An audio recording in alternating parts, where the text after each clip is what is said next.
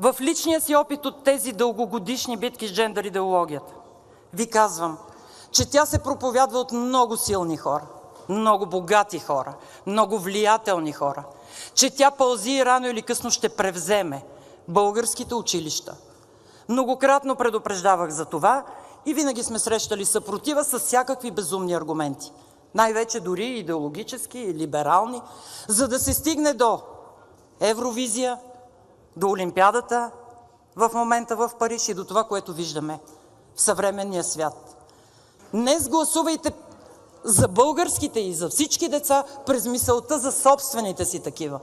За всичките тези 7 години, през които водя и партийна, и лична битка с тази идеология, съм се нагледала на случаи в български детски градини, в български училища, в български гимназии на пропагандиране на тази идеология.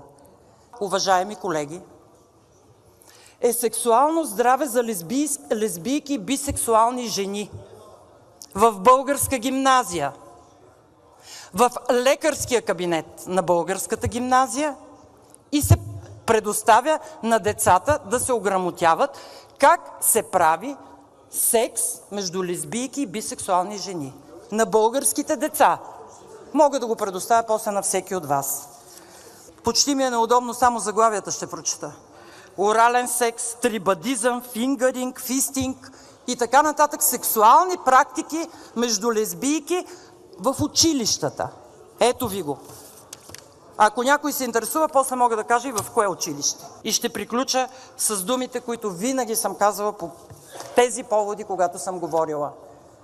Не пипайте децата.